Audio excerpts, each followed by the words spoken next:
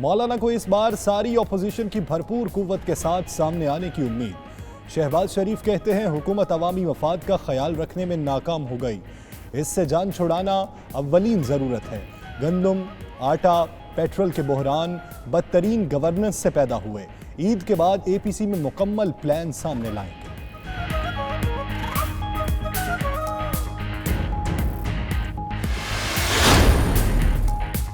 Opposition رہنماؤں کے درمیان رابطوں کا سلسلہ تیز ہو گیا۔ ماڈل ٹاؤن لاہور میں فضل الرحمان کی شہباز شریف سے ملاقات، عید کے بعد ہونے والی اے پی سی پر تبادلہ خیال۔ بلاول بھٹو بھی لاہور پہنچیں گے۔ آج دن میں شہباز شریف، بلاول بھٹو اور فضل الرحمان کی مشترکہ ملاقات متوقع۔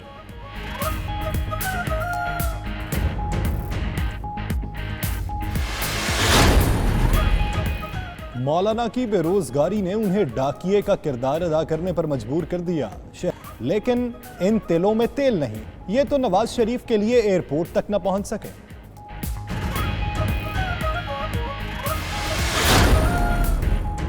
عید اور محرم میں احتیاط نہ کی تو کورونا کیسز پھر بڑھ سکتے ہیں۔ وزیر اعظم عمران خان کی میڈیا سے گفتگو، بولے اگر احتیاط نہ کی تو بہت زیادہ نقصان ہوگا۔ عید اور محرم کے بعد اگر اچھے رزلٹ آئے تو تعلیمی ادارے کھولنے پر بھی غور کریں گے۔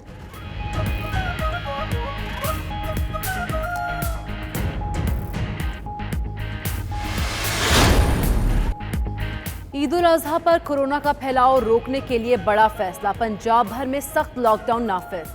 صوبے بھر کی مارکیٹس 5 اگست تک بند رہیں گی۔ میڈیکل سٹورز، اشیاء ضروریہ کی دکانیں، ٹرانسپورٹ اور دفاتر کھلے رہیں گے۔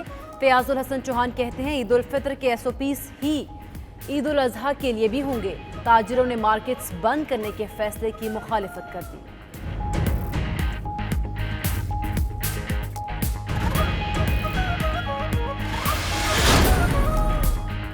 Army chief general Qamar Javed Bajwa سے سینیٹر رحمان ملک کی GHQ میں ملاقات۔ ISPR کے مطابق ملاقات میں دفاعی اور داخلی سلامتی سے متعلق امور پر تبادلہ خیال کیا گیا۔ رحمان ملک نے ملک میں دیر پا امن کے لیے پاک فوج کی کامیابیوں کو سراہا۔ ایئر چیف مارشل مجاہد انور نے بھی آرمی چیف سے ملاقات کی، باہمی دلچسپی اور پیشہ ورانہ امور پر تبادلہ خیال۔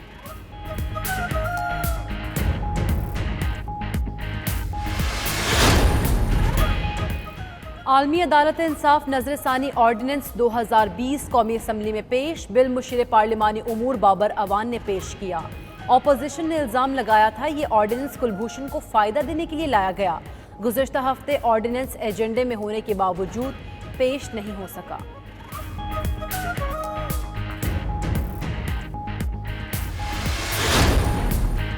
قومی اسمبلی میں احسن اقبال اور مراد سعید آمنے سامنے آ گئے۔ الزامات کا تبادلہ اور سی پیک منصوبوں کا کریڈٹ لینے کی کوشش کرتے رہے۔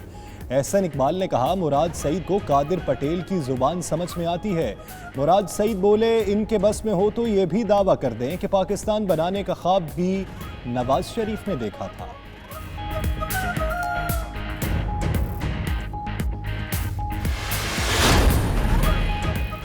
حکومت اور اپوزیشن نیب قوانین میں ترمیم کے لیے سر جوڑ کر بیٹھ گئی۔ پارلیمانی کمیٹی برائے قانون سازی کا دوسرا اجلاس، شاہ محمود قریشی کہتے ہیں آج پھر اجلاس ہوگا، اپوزیشن تحریری موقف پیش کرے۔ بابر اعوان نے کہا 2 سال بعد حکومت اور اپوزیشن ایک پیج پر نظر آئیں، اداروں کو ختم نہیں کیا جا سکتا، بہتری کی جا سکتی ہے۔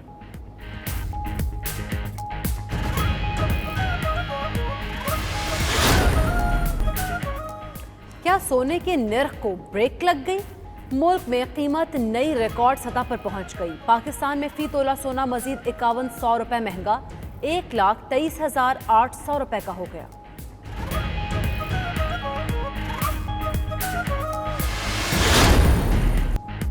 عید الاضحیٰ میں چند روز رہ گئے، ملک بھر میں مویشی منڈیوں کی رونقیں بڑھ گئیں۔ قربانی کے جانوروں کی قیمتوں پر گاہکوں اور بیوپاریوں میں تکرار کا سلسلہ جاری۔ مویشی منڈیوں میں کورونا SOPs کی خلاف ورزیاں بھی جاری۔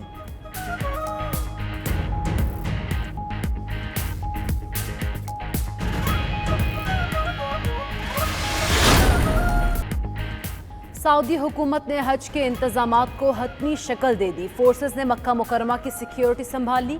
کورونا کے پیش نظر حاجیوں کی صحت اور سلامتی کے لیے غیر معمولی اقدامات۔ اس سال صرف 1000 افراد حج کر سکیں گے۔ سعودی شہری اور ملک میں موجود غیر ملکی شامل ہوں گے۔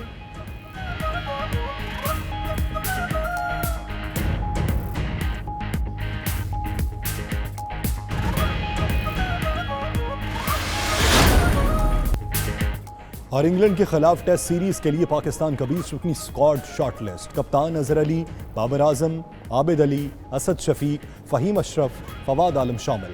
امام الحق، عمران خان سینئر، کاشف بھٹی، محمد عباس، محمد رضوان، نسیم شاہ، سرفراز احمد اسکواڈ کا حصہ.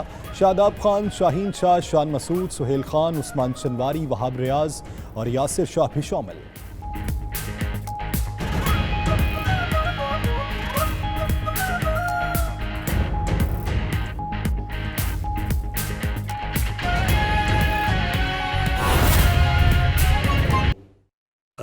انٹینسو کیئر بیڈز تھے، جو آکسیجنیٹڈ بیڈز تھے، جدھر جو کرونا سے شدید بیماری میں تھے، ان کے اوپر اب سب پریشر نیچے آ گیا.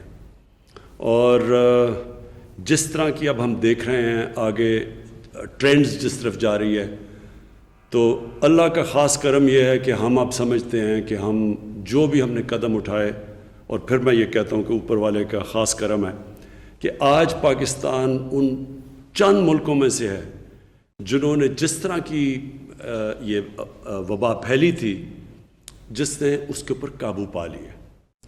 تو میں 2-3 باتیں کرنا چاہتا ہوں، اور اس کے بعد آپ کو یہ بتانا چاہتا ہوں کہ آگے ابھی ہمارے آگے بھی چیلنجز ہیں، یعنی ہمیں آگے بھی احتیاط کرنی ہے، لیکن وہ اس کے اوپر میں بعد میں آتا ہوں. میں صرف تھوڑا سا ذرا آپ کو یاد کرانا چاہتا ہوں کہ جب ہم نے 13 مارچ کو جب لاک ڈاؤن لگایا تو کس طرح کی چیلنجز ہمارے سامنے آئے، اور ہم نے پھر کیا قدم اٹھائے، کس طرح ہم ایک مشکل وقت سے نکلے اور یہاں آج پہنچے کہ جو ہم خود نہیں سمجھ رہے تھے کہ اللہ کا کرم اس ملک پہ ہونا تھا کہ اتنی تیزی سے نیچے آئی ہے ہماری کرونا وائرس کے کیسز. دیکھیں، جب کرونا وائرس کی پہلے چائنا سے شروع ہوا، پھر یورپ چلا گیا، تو لوگ یہاں بیٹھ کے یورپ کو دیکھ رہے تھے، اور یورپ میں جس طرح کے وہ میجرز لے رہے تھے، قدم اٹھا رہے تھے، تو یہاں بھی ہمارے پر پریشر پڑ گیا کہ وہی کرو جو یورپ کر رہا تھا. اور شروع کے اندر ہم نے تھوڑی کوشش بھی کی، لاک ڈاؤن بھی لگا دیا، اور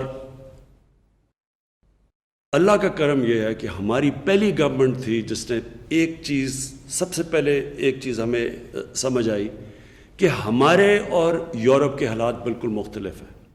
ہمارے اور چائنا، جو وہان شہر کے اندر یہ شروع ہوئی تھی وبا، ہمارے ان سے بھی حالات مختلف ہیں.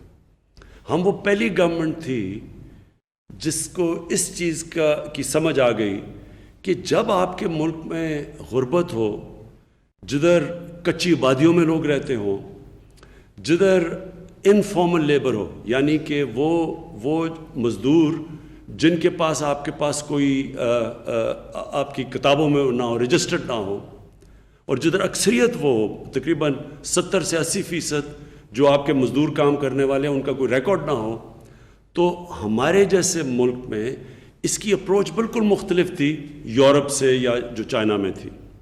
اور مجھے خوشی ہے اپنی ٹیم کے اوپر کہ ہم نے جب آپس میں مشاورت کی تو ہم نے وہ چیزیں کی جو بعد میں دنیا کو سمجھ آئی. مثلا اسمارٹ لاک ڈاؤن، ہم وہ پہلی حکومت تھی جس نے اس کی بات کرنی شروع کر دی، کیونکہ ہم نے سمجھ آ گئی کہ اگر آپ ایک اسٹرکٹ لاک ڈاؤن، یعنی جس کو میں شروع میں کہا تو میرے بڑی تنقید ہوئی کہ جو کرفیو جب آپ لگاتے ہیں تو یہ یاد رکھیں کہ اس ملک میں کرفیو لگانا بہت مشکل ہے جدھر کچی آبادیوں میں اور غریب علاقوں میں اور محلوں میں 7-7 8-8 لوگ ایک کمرے میں ہیں. وہاں آپ اگر آپ پوری طرح لاک ڈاؤن کریں گے تو اس کا مطلب لاک ڈاؤن ہوگا ہی نہیں. وہ کیوں نہیں ہوگا؟ کیونکہ جب آپ ان علاقوں میں، پہلے تو وہ لوگ ہیں جو کہ دہاڑی کے اوپر پیسہ بناتے ہیں، انہوں نے اگر پیسہ مزدوری کریں گے تو بچوں کو کھانا دیں گے، یا یہ چھاپڑی والے ہیں، وہ ہمارے لوگ، رکشہ چلانے والے، یہ سارا